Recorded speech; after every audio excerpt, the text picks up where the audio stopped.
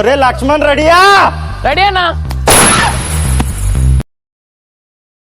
Start camera action. అప్పలనాయుడును పోటీలోకి పెడతా ఉన్నాము.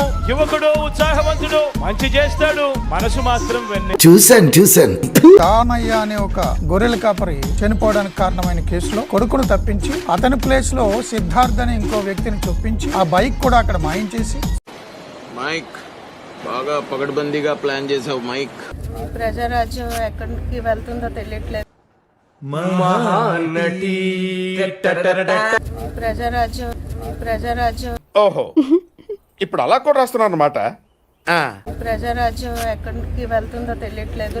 డిసైడ్ చేసుకోలేదు ఇంకా. అది తెలిసిన వెంటనే ఫస్ట్ నీకే చెప్తాను. సరే, లా అండ్ ఆర్డర్ అయితే అస్సలు కరెక్ట్ గా లేదు అనుకొని చెప్పగలను. చూడు, చిన్న చిన్న పిల్లలు, 4 సంవత్సరాలు 1.5 వయసు పిల్లలు ఆలుసరవులకు తగులుతుంది, హాల్సాకు మౌలుకు తగులుతుంది. ఓ నేను నిరపరాధి నేను ప్రూవ్ చేసుకోవడానికి అన్ని దారులు మూసుకుపోయాయి అన్నమాట. మెయిన్ సార్కి దేనికి తీసుకెళ్లారో ఏం అరెస్ట్ చేశారు అనేది ఇప్పటి వరకు కూడా బయటకి ఏం చెప్పలేదు. విపరీతమైన స్పీడ్ తో బుల్లెట్ డ్రైవ్ చేస్తూ దానయ్య అనే ఒక గొర్రెల కాపరి చనిపోవడానికి కారణమైన వాడు రెడ్ లైట్ తోడలేదు, నేను వాడిని తోడలేదు. ఏంటో అలా జరిగిపోయింది. వైసీపీ మాజీ మంత్రి సీదిరి అప్పల్ రాజును పోలీసులు అరెస్ట్ చేశారు. హింస, రక్తపాతం. విచారణ కోసం కాశీబుగ్గ పోలీస్ స్టేషన్ కు తరలించారు. మీరేం కంగారు పడకండి, అన్నిటికీ ఆ దేవుడే ఉన్నాడు. అంటే మీరు లేరా సార్?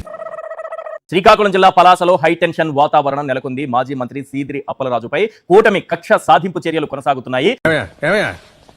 నోటికి ఎదొస్తే మాట్లాడేయడమే. ఎంతో మందికి సేవ చేసి ఊపిరి పోశారు. ఆగిపోతున్నటువంటి ఊపిరిని ఆయన నిలిపి చెప్పు, నువ్వు చెప్పు, వినండి రా, మీరందరూ వినండి.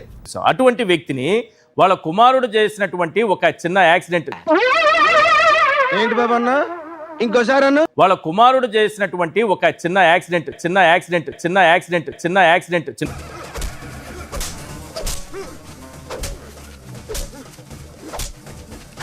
కానీ ఒక యాక్సిడెంట్ జరిగితే తండ్రిని కూడా ఇరికించడం ఏంటి?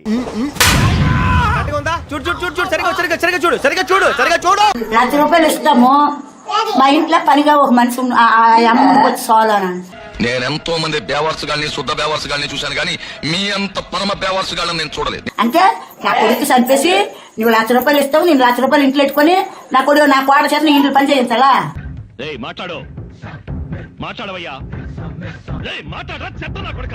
Next election would be fought on the battle. చెప్పు, నువ్వు చెప్పు, వినండి రా, మీరందరూ వినండి. Mavigan versus Amaravati. Yes, we would stand by it. We are for Mavigan.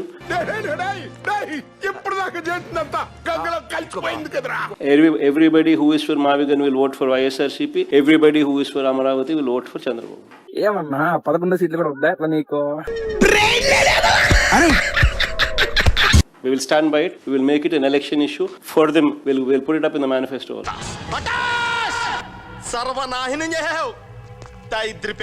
Mavigan, YSRCP. We will stand by it.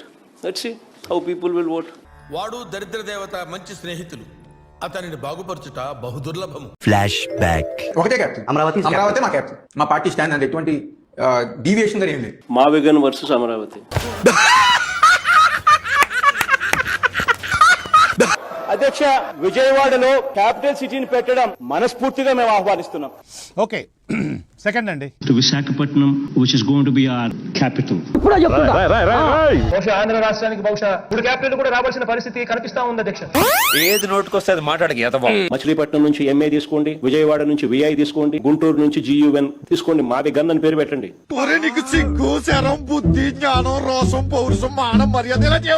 ఇప్పుడు ప్రజలు నువ్వు మాట్లాడేది చూస్తున్నారు, నేను మాట్లాడేది చూస్తున్నారు. ప్రజలు పిచ్చోళ్ళు కాదు. కరెక్ట్, ఇది కరెక్ట్ గా చెప్పావయ్యా. న్యాయం, ధర్మం అనే దానికి పూర్తిగా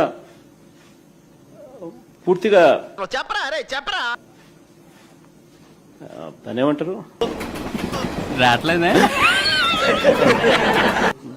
భూస్థాపితం చేసేస్తున్నారు. మనిషి 5 అడుగులు పెరిగినా బుర్ర అంగుళం కూడా పెరగని వీడు మాకు అంటగట్టావు. వీడు పెట్టే హింసను మేము తట్టుకోలేకపోతున్నాం అన్నయ్య. బాగున్నారా? బాగున్నాయండి. ఫ్రెష్ గా ఉన్నట్టున్నారు. చిన్న రాజా మరి మీరు చూస్తే ఇంత స్మార్ట్ గా కనిపిస్తారు. అసలుకి రాముడు మంచి బాల్ అన్నట్లుగా అనంతబాబు మంచి బాల్ లాగా కనిపిస్తాడు. అరే మీ ఫేస్ చూస్తేనే తెలుస్తుందిరా నీచ్ కమీన్ కుత్తేలు మీరేనని.